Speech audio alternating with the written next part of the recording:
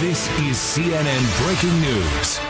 Good morning. Welcome to your new day. The breaking news, the trade war, it is on. President Trump launched the first salvo overnight, imposing tariffs on $34 billion worth of Chinese goods. China hit back with its own tariffs on U.S. goods, accusing America of starting the biggest trade war in history. U.S. farmers and manufacturers on high alert this morning, worried this hits them right in their wallets. So what are the consequences here? Could this trigger a recession? Meanwhile, the poster boy of scandal, EPA Chief Scott Pruitt, is out. President Trump says Pruitt made the decision to leave, but there are reports that it was a forced resignation. Now a former coal lobbyist takes over. And the Secretary of Health and Human Services still does not know the number of children they separated from their parents at the border. If they don't know the number, how can they reunite them? Let's begin our coverage with CNN's chief business correspondent, our trade war correspondent, Christine Romans. She has all of the breaking details on what's happened since midnight, Christine. A game on here. A trade war between the United States and China is here. It's real. At the stroke of midnight, the U.S. hit China with tariffs on $34 billion worth of goods. China immediately responded with its revenge tariffs of equal value, accusing the U.S. of launching the largest trade war in economic history and calling America trade bullies. China is threatening high-value U.S. exports, cars, crude oil, cash crops like soybeans.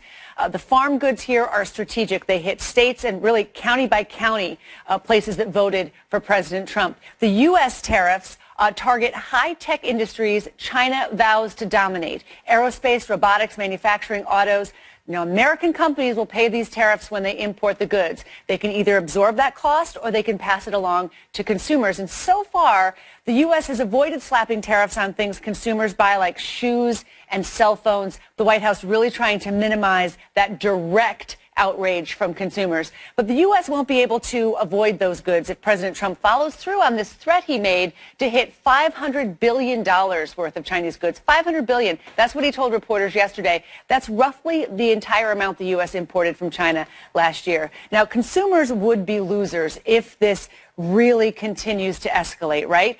Also, domestic manufacturers, they pay to import foreign metals. That makes the cost of their products more expensive. Pork producers and soybean growers, both affected by retaliatory tariffs here. In fact, 100 soybean growers, guys, head to Washington next week. They want to explain how these trade actions, the president's trade policy, is hurting their livelihoods. The only clear winner I can see so far, the U.S. steel industry. You've seen a couple of furnaces fire up again in Granite City, Illinois, because of demand for domestic steel, you guys. Of course, that industry, Rome, is smaller than the manufacturing industry, right, which is impacted downstream. Romans, thanks so much. Joining us now, CNN political commentator and Washington Post columnist Catherine Rampell and CNN senior economics analyst Stephen Moore. Catherine, I want to start with you. You say the question isn't whether this will hurt the U.S. economy. The question is, how much? Exactly. Look, these tariffs that we are imposing, which affect, as you mentioned, our own manufacturing industry, lots of downstream firms, and there's like an order of magnitude more companies that depend on steel and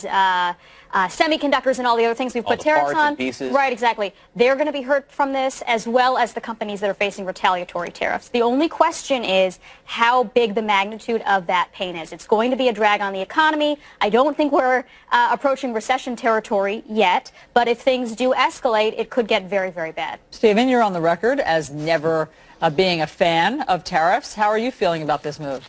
Well, look, this is good versus evil. You know, the United States, you put up those numbers on our screen that we buy about $500 billion worth of their stuff.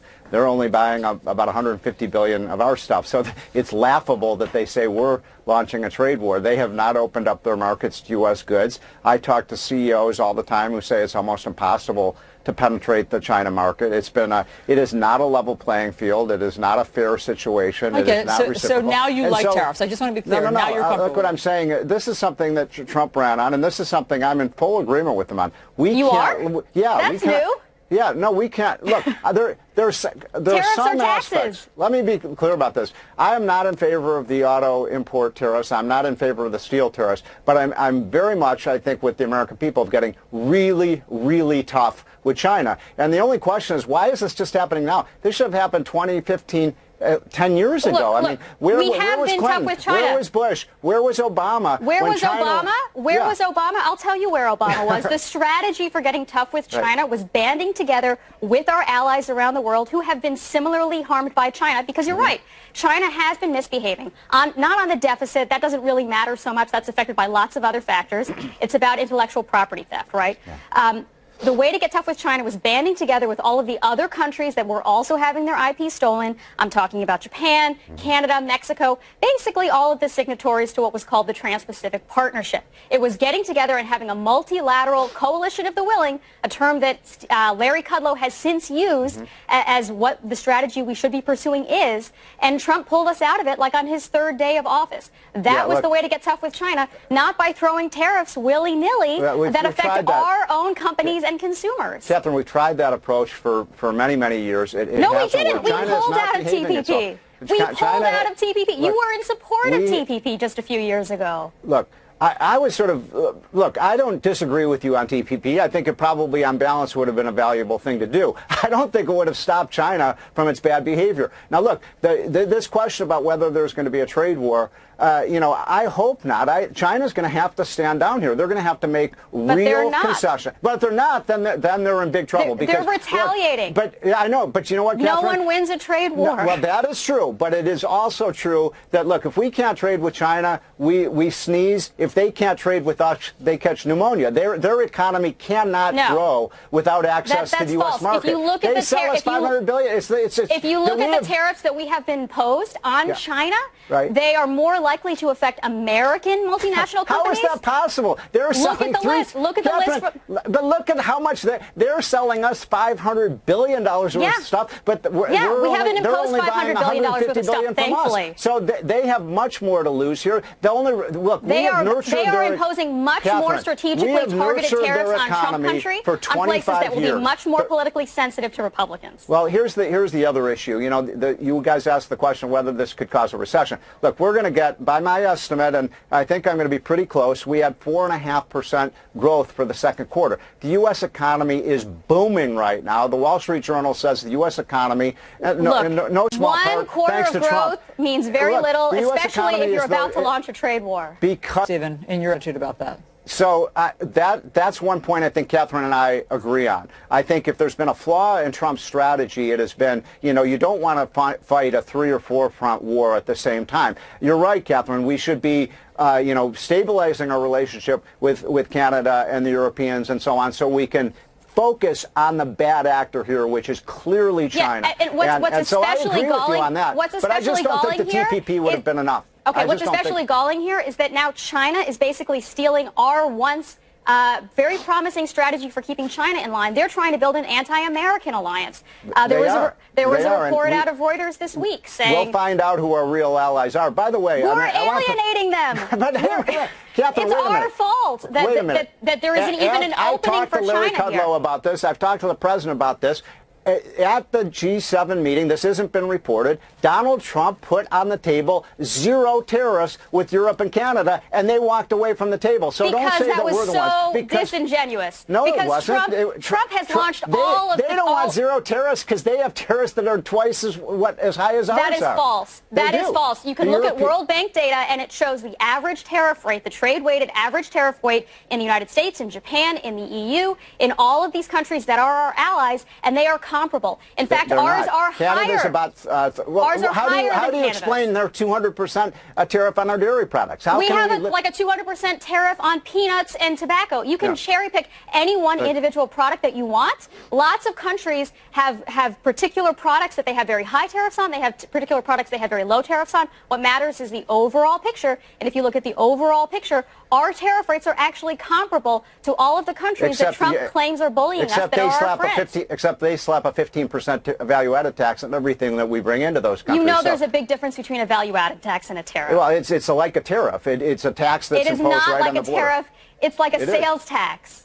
Right, but it's imposed. So when we sell stuff over there, you know, the first thing that happens when our cars or our manufacturing products hit their border is they slap it with a tax. I can't believe you're trying to change the subject of value-added taxes. Let me ask you this: does it stop at $35 billion? Does it stop at $35 billion both ways here, or do you think this goes on and goes up? You know, it's very hard to say at this point. Trump has thrown around much bigger numbers that should be very scary to us, not only on China, of course, on car imports coming from anywhere around the world, including the EU. It's hard to know. I think Trump hasn't quite realized yet how much pain he's inflicting on his own voters. At the point that he maybe starts to notice that, he'll back down, but I just don't think he has really taken the time to appreciate how international supply chains work, how much pain this is going to cause for his own people, and at the point that we start to actually see that damage seep into the economy, and we're seeing it a little bit now, like China has stopped buying soybeans. We welcome our viewers in the United States and around the world. This is New Day. Farmers are in Iowa and other places that voted for Trump. Maybe he'll start to reconsider what he's doing, but right now he seems full steam ahead. Avalon, how do you see it? Yeah, Stephen, you know, Hold on, Stephen. We're all in agreement, you know, need to getting tough with China. Everyone at the table seems to be in agreement on that. But Larry Kudlow, your friend, has said that, you know, the tariff talk really was a negotiating strategy. It was a brushback pitch. Well, here we are, day one. So I guess the question is, now that's no longer a negotiating strategy, but the trade war is on. Have you changed your 25-year long-held opinion about free trade and tariffs? Or is this simply about providing political viability in the party of Trump? Look, I've always been for free trade. Free trade is one of the pillars of growth. There's no question about international trade has caused massive reductions in global poverty. My point is that we don't have trade, we don't have anything near free trade with China. We've opened up our markets to the Chinese for 25 years. This is my point. And China's never opened up their markets to us. Now they're stealing. Now they're massively building up their military. Look, we're dealing with the new Soviet Union here. This is not a country that is in any way friendly to the United States. Now, look, what I would do, by the way, is I would use the money that we're going to raise from the tariffs to help out those farmers, because we cannot back down here. If we back down here to China, it's going to be much worse for the U.S. in the long run. Look, my point is this. One of these two countries has a midterm coming up. One of them doesn't. I think that tells you a lot about who has the leverage here. Midterm elections in China come up once every 5 years. Yeah, but you know what's so interesting about this? Can I make one quick point? Go ahead, Steve. All you guys have talked about on CNN for the last year is foreigners intervening in a U.S. election. And this is exactly what China is doing right now, basically, right? They're using tariffs to try to influence our elections. We should be totally outraged by that. We should be totally outraged by that and never let that stand. Catherine, let me ask you this. At what point right? is there anything... Do you agree with me on that point? We should be totally outraged that they are trying to use trade as a weapon to influence our elections. I don't think this is quite like hacking DNC servers. Yeah. I don't know if this amounts to maybe where the puck's going, of collusion. Yeah, this is but David, I understand your point that they're trying. I don't see anybody on the left complaining one iota about China. Hang on. Okay. It's notable. We have noted quite a bit. We have noted quite a bit that they are doing this strategically. They are targeting things because they know it will inflict specific pain here.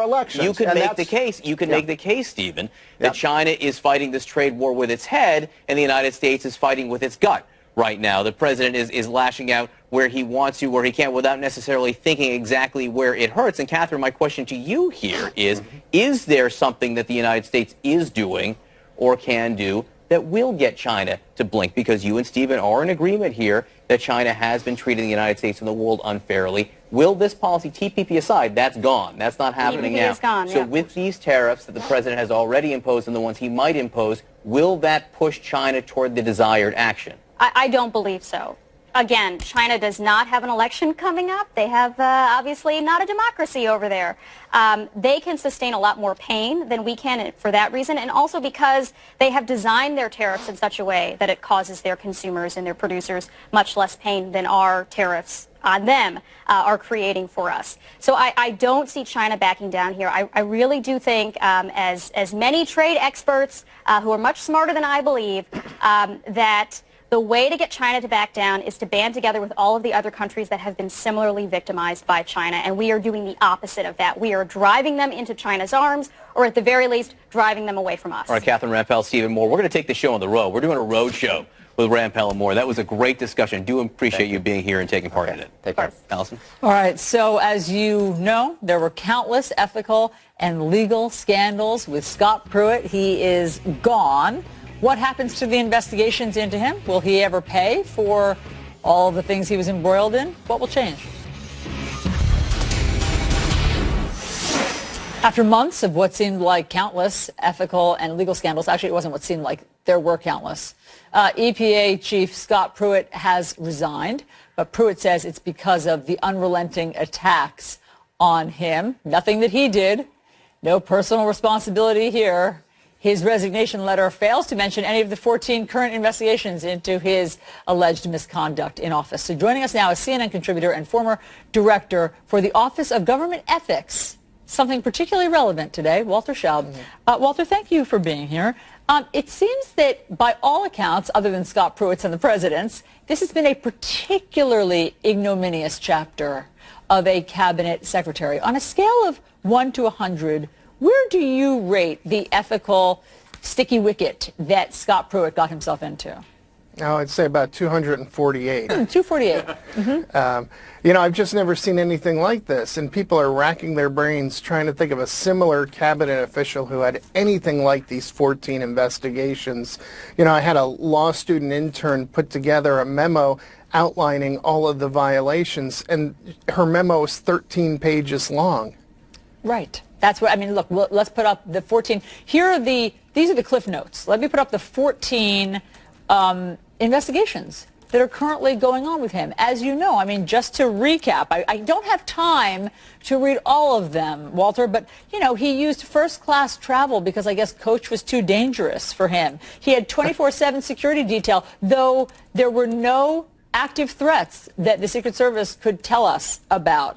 You know, his condo lease was so much below market value. He had his aides doing all sorts of special favors for him, some involving lotion. He had people looking for high-paying job for his wife. I mean, we could go on and on. So all of these 14 investigations that we have on the screen, do those continue now that he has resigned, or do those evaporate?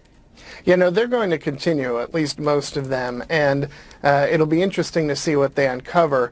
Chances are this is the end of the story for Pruitt, but it's not entirely impossible that he may face some consequences for the procurement violations or for the destruction of records. Okay, the destruction of records. Let's talk about that, because these are things that are, I mean, talk about the promise of transparency that, of course, has not happened with the Trump administration, but he was scrubbing his social calendar or his work business calendar so that the public who pays his salary couldn't see who he was really meeting with or what he was doing all day.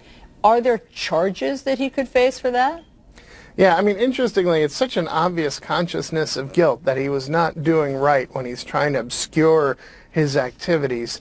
But there's a Federal Records Act that controls what you're supposed to do with documents and when you're supposed to retain them, and he certainly was not following that as he was removing items. Now, he probably should have even included some items he didn't, but it's the removal of items that's going to cause some problems for him. Again, these things aren't usually pursued after a person leaves the government other than to continue to investigate and come up with a full accounting of what happened.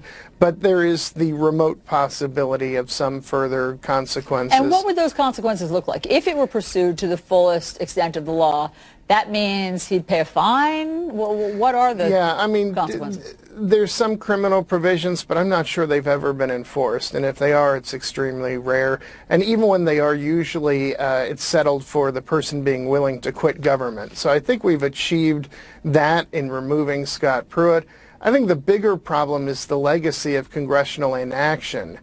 Most members of Congress who had the ability to do something did nothing. Why is that? I mean, it was so egregious. Why did they do nothing? You know, what's ridiculous about that is it was completely motivated by partisan objectives trying to support the administration, and they had the gaslighting audacity to accuse people of engaging in partisanship for calling Pruitt out on his violations. The reason that's nonsense is that his replacement is going to be more effective and at least as conservative and into deregulation. So this was never about trying to replace Scott Pruitt with somebody who'd be more open to protecting the environment. This was about protecting the government ethics program. And if Scott Pruitt is the new bar for what you have to do to get fired, that creates a whole lot of leeway for government appointees to commit enough violations to get 12 investigations as long as they fall short of 13 or 14. And specifically, who should have been providing the oversight over Scott Pruitt? Well, I would have liked to see the Environment Committee take some action here, and really, this is the committee charged with oversight, or the Homeland Security and Government Affairs Committee in the Senate. Now, in the House, Trey Gowdy, who's the chairman of the House Oversight Committee, did conduct some investigation, and his demand for subpoenas led to some resignations. So he certainly gets some credit for having done something. This, of course, still was not the Benghazi Trey Gowdy who vigorously pursued Clinton, but it was something, and he gets some credit. But many of his peers did absolutely nothing. Some of them gave tepid statements of concern, but this was not a Congress actively focused on oversight other than Trey Gowdy. Really good to know. Thank you so much for all of that context. Walter Schaub, great to talk to you. Thanks. John. The Secretary of Health and Human Services estimates that fewer than 3,000 children are now in custody separated from their parents by the U.S. government. The Secretary estimates. How can he not know? And what will Congress do about it? We're going to speak to a Republican pushing for answers. That's next. The Secretary of Health and Human Services has no idea exactly how many children they separated from their parents at the border. He now says it's less than 3,000. That's a number that's far higher than the number that they gave just 9 days ago. So CNN's Nick Valencia is live in San Antonio with the latest there. What's happening, Nick? Good morning, Allison. I was on that phone call along with many other journalists with the HHS secretary, and I think we were all sort of shocked when we heard that inflated figure. It was just recently that the government told us there was 2,047 separated children still in their care, and that number has inflated. The secretary said they were dealing with a much more inclusive data set, and that's why that numbers are a lot higher. He didn't want to underestimate how many children were in their care. And even still, they say that they're going to be able to meet these 3 court-ordered deadlines, the first of which is today. By July 6, all parents were supposed to have some sort of contact or communication with their children. They also implied on that call that there would be at least 2 calls for parents to make each week. Now, I spoke to a detained mother, a mother in detention at Port Isabel, and she says not only is that not happening, she doesn't entirely know where her child is. Ultimately, these parents just want desperately to be reunited with their children. We don't know exactly how many reunifications have happened because the government has not given us that figure. But CNN cameras were there for one emotional reunion yesterday.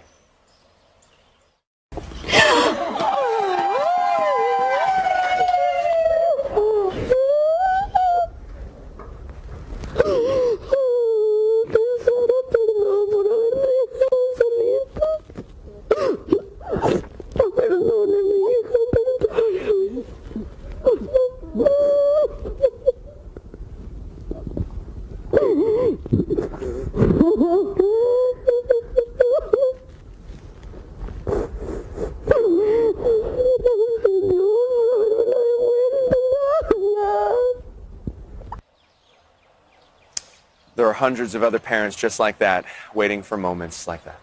John. All right, Nick Valencia for us. Nick, I really do appreciate it. Joining us now is Republican Congressman Leonard Lance of New Jersey. Congressman, thanks so much for being here.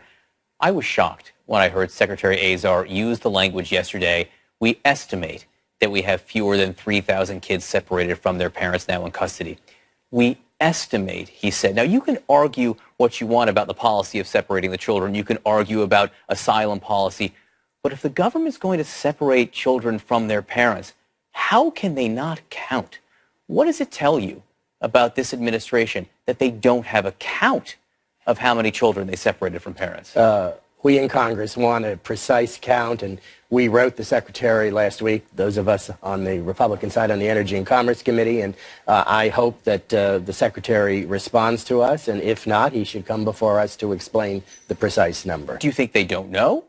I don't know the answer to that, but I hope that they know, and certainly it is a requirement that they do know and find out with precision. To me, it seems as if he's treating this like jelly beans in a jar, trying to guess the amount of jelly beans in a jar. But these aren't jelly beans. These are children. These are children that were separated by a government policy.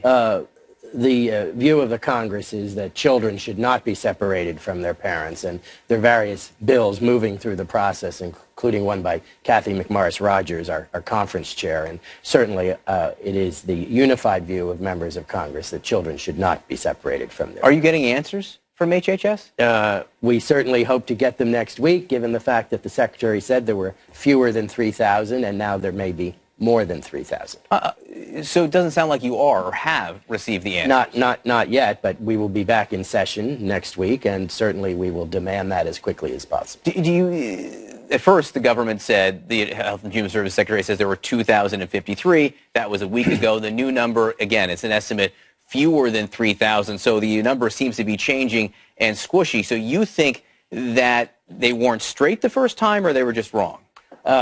I don't know, but certainly they were wrong at the very least, and whether or not it was deliberate or not, I do not know. So here's the calendar they have. Today, officials must make sure every separated parent has a way to contact their child. Do you think they're meeting that? We'll find out today. July 10th, children under 5 must be reunited with their parents. Are you confident that they will be? No. By July 26th, all children must be reunited with their parents regardless of age. Are you confident that they will be? We'll see what happens by July 26th. Last week we put an amendment in a bill in committee that said we have to have a weekly update on the situation. Have you seen evidence that the administration is trying? This is what I don't understand, because the secretary said that zero parents have been reunited with their children from this batch that has been under HHS supervision. Zero over the last week. It seems to me that if you tried, you would almost accidentally reunite one or two. Do you see evidence there's an effort here?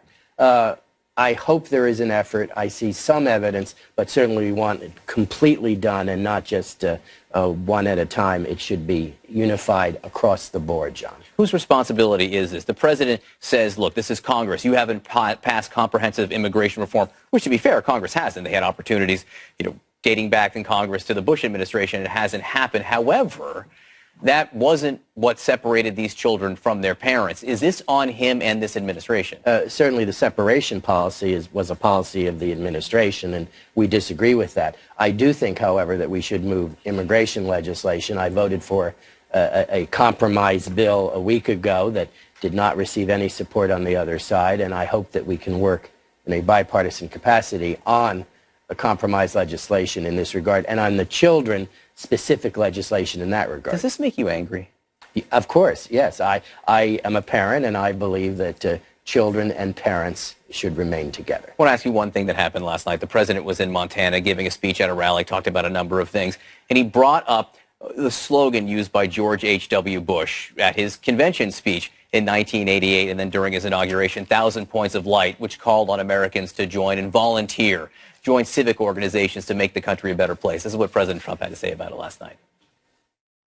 All the rhetoric you see here, the 1,000 points of light. What the hell was that, by the way? 1,000 points of light. What did that mean? Does anyone know? I know one thing. Make America great again, we understand. Putting America first, we understand. 1,000 points of light. I never quite got that one. I'm trying to say, what the hell is that? Has anyone ever figured that one out? And it was put out by a Republican, wasn't it? All right, I get that he likes his slogan, Make America Great Again, but 1,000 Points of Light, George H.W. Bush, more than 90 years old, up in Kennebunkport right now. He's dealt with illnesses all the time. What do you make of what the president said? I honor the tradition of President Bush. I proudly supported him, and I know what the slogan meant. It meant that we should act as citizens in our local communities, donating blood, being involved with the Boy Scouts or Girl Scouts, and I think it was an excellent program, and I wish President Bush Sr. well. As you know, he has had certain health crises, and I honor his tremendous public service to our nation. Leonard Lance, Congressman from New Jersey, great to have you here with us. Thanks so much for the discussion. Thank you. Allison? Okay, John, what is happening in the talks with Secretary of State Pompeo and North Korean leaders? Is Kim Jong-un serious about denuclearizing? Secretary of State Mike Pompeo is in North Korea this morning, meeting with leaders to figure out if Kim Jong-un is really taking steps to denuclearize. But the U.S. Defense Intelligence Agency says Kim Jong-un has no intention of doing so, and they have evidence. So joining us now is former NATO Supreme Allied Commander and retired Army General Wesley Clark. General, great to have you here. Nice to be with you. What does Secretary of State Mike Pompeo need to leave with to convince skeptics that Kim Jong-un is serious about denuclearizing? Well, of course, what it would be nice to have is a complete list of all his nuclear facilities and his nuclear means. Don't think we're going to get that. maybe a timeline in which there could be meetings in which these critical facts would be declared, or maybe a step-by-step process for saying, first we're going to open up and look at our storage facilities and then production facilities, and then we're going to declare everything else, including our training schools and so forth. And then you're going to see the full background of the program. Yeah, all those things would be useful, but it would be a total surprise if he comes out with those things, because North Korea is a closed society. He spent 25 years on this nuclear program or more, and it seems unlikely it's going to unwind it easily. What many of us are concerned about is that the pledge to denuclearize the peninsula is going to be a reciprocal tit-for-tat in which the United States is required to pull back its forces and make concessions to the North. And this is totally contrary to the expectations that the president built and that have been sustained, that this would be a North Korean denuclearization. Last night, President Trump took credit for the idea that North Korea is no longer launching missiles and suggested that they're no longer a threat. So listen to this moment. Obama was very close to going to war. You have 30 million people in Seoul. It's 30 miles off the border. And that's a tough border. Thousands of cannons, they call them. These are big, big guns. I'm not even talking about nuclear. You could have lost 30, 40, 50 million people. You could have had a war like you haven't had in a long time. And guess what you have now? 8 months, no nuclear testing, no missiles, no anything. Is the threat over, General?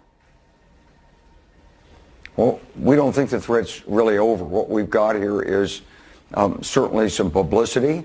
It's nice not to have the verbal threats going back and forth, but the capabilities are still in place. And intentions can change overnight.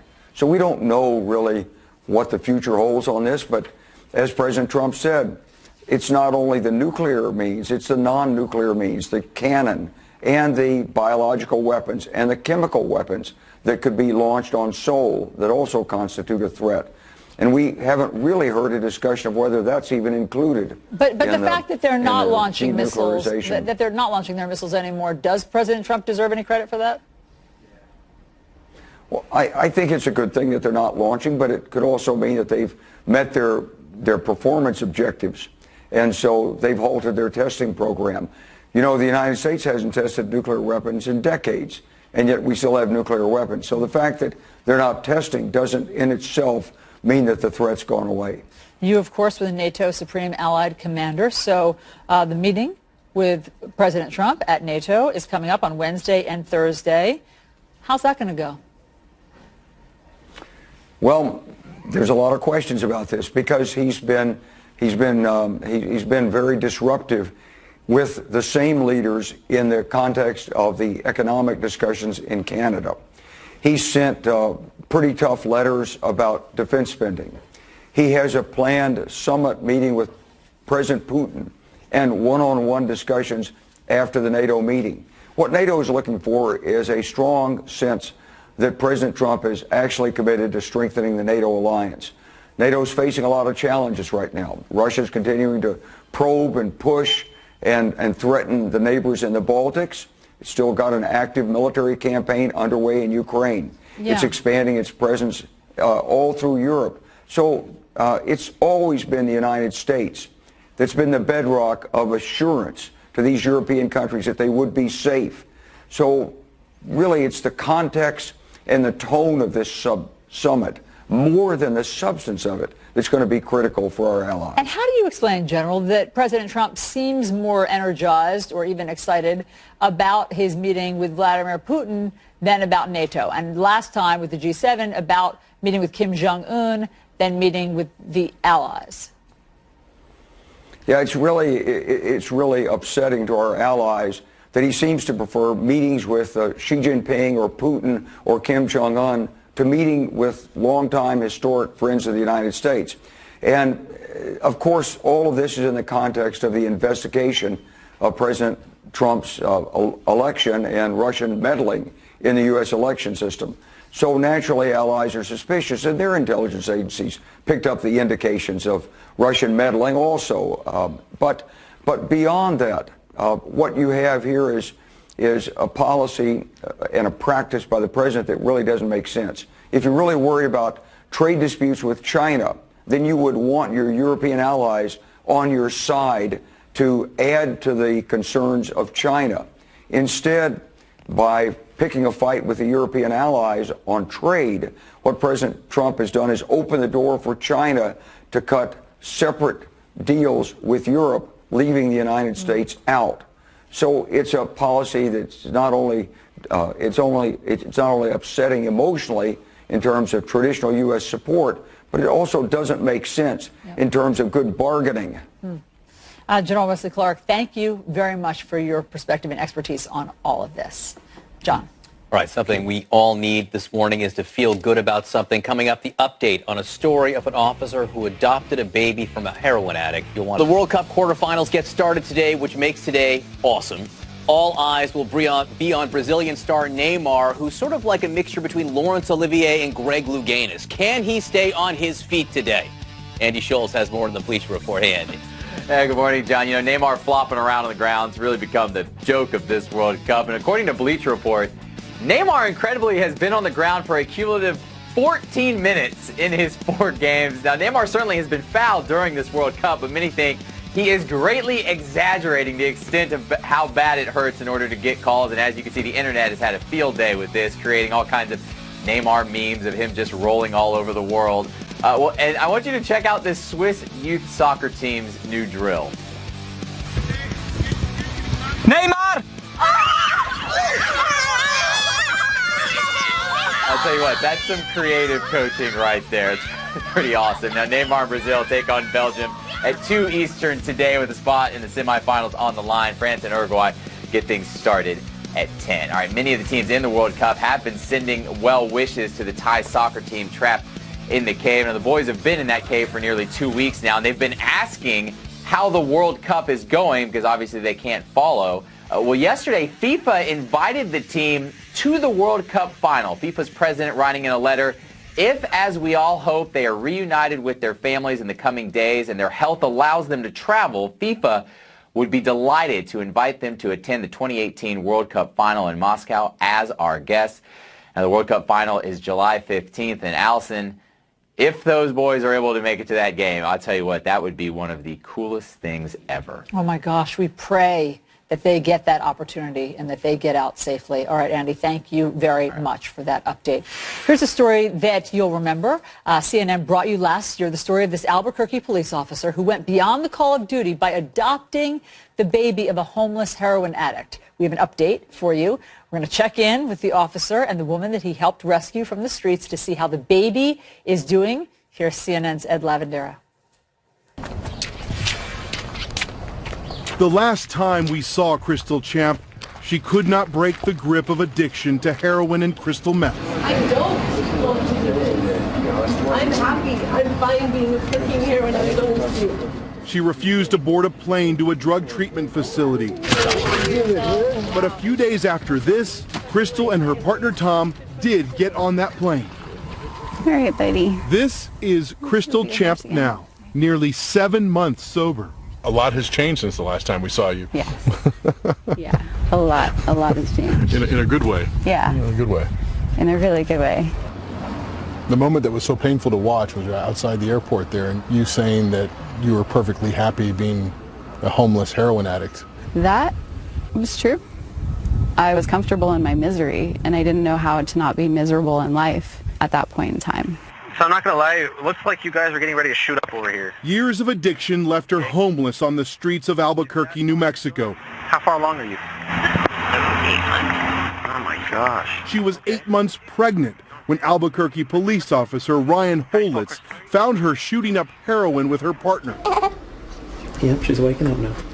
Holitz and his wife Rebecca adopted the baby, named her Hope. But that wasn't enough. The goal was to get Crystal sober and off the streets.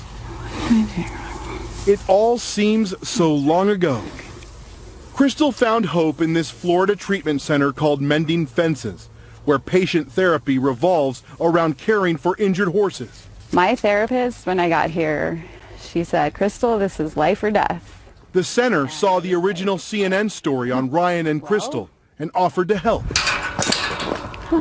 I've worked really hard to get where I am, really hard. There's no burning desire for me to even like romanticize about going back to that place, because I know that I'm powerless over my addiction. Crystal graduated from the drug treatment center and is rebuilding her life, looking for work and mentoring others out of addiction. She keeps a picture of baby Hope and the Holitz family by her bed. She's always described them as her guardian angels. We have felt close to her for a long time now, and we celebrate every victory that she achieves. Baby Hope is growing and doing well. Yep, very healthy, very strong baby. She is in a great place. I know she is, and I trust and have faith that she's going to have a beautiful life. And the fact that like I can look at Ryan and Rebecca and be like, that is the father and the mother of my child. Like, it's just beautiful. Crystal and the Holitz family talk weekly and hope to see each other again soon. They consider each other family and will share the details of this journey with baby Hope when she's older. I deep down kind of wished upon a star and hoped that something like this could happen. But this is the kind of stuff that only happens in movies and you know, books with happy endings. And usually in real life you don't see stuff like this. They all hope it's a dream that never ends. Ed Lavandera, CNN, Ocala, Florida. Oh my gosh. Wow. First of all, Crystal is unrecognizable from the woman that we first met. I mean, she totally looks so much healthier and happier, and the baby is such a bouncing baby and looks so healthy. I can't believe how well this has worked out. What strikes me is the incredible network of compassion that you're seeing there to help this woman and help her child. You have the Holitz family, you have this horse farm, you have Eddie Lavandera, frankly, who has poured his heart into telling this story so we can see the compassion there. These folks, each and every one of them, their points of light. I so agree. And Officer Holitz, he has other children. They didn't have to adopt this baby, but they consider themselves lucky to have her in their family. And when he says, you know, somewhere deep down I wished upon a star that something like this could happen, that a story could have a happy ending. And I agree with you about that transformation of Crystal. Talk about hope. That example is stark and beautiful. We're so glad we could bring that story to you. We're following a lot of other news as well. Let's get right to it. This is CNN Breaking News. All right, good morning, everyone. Welcome to your new day. It is Friday, July 6th, 8 o'clock now here in the East. John Avlon is with us this morning, and we do begin with breaking news. President Trump has launched a trade war with China overnight, imposing tariffs on $34 billion worth of Chinese goods. Now China is hitting back with retaliatory tariffs, accusing the U.S. of starting, quote, the biggest trade war in history. What are the consequences of all of this? And the growing crisis over families separated at the border by the U.S. government. The Secretary of Health and Human Services estimates that the number of children separated by the government who are in custody right now is now fewer than 3,000. He estimates. How is it that he only has an estimate, a best guess? These are human beings, children. How can the government not know? And if they don't know, how can we be sure they have a plan to get these families back together? Let's begin our coverage with CNN's chief business correspondent, star of Early Start, Christine Romans, on the trade war. Romans. It is on. A trade war between the U.S. and China. It is real, and it is here. At the stroke of midnight, the U.S. hit China with tariffs on $34 billion worth of goods. China immediately responded with its revenge tariffs of an equal value, accusing the U.S. of launching the largest trade war in economic history, calling the U.S. a trade bully. China threatening high-value U.S. exports, cars, crude oil, cash crops like soybeans. The farm goods here are strategic, you guys. They're hitting states, even counties, that voted for President Trump. Now, while the U.S. tariffs are targeting high-tech industries that China has vowed to dominate, aerospace, robotics, manufacturing, autos. Now, American companies will pay these tariffs when they import the goods. They can either absorb the cost or they can pass it along to consumers. And so far, the U.S. has avoided slapping tariffs on things that consumers buy, like shoes and cell phones. But if you look at what the president is threatening, they might not be able to do that forever, because the president has if he follows through on his trade threats to hit $500 billion in Chinese goods, I mean, that's what he told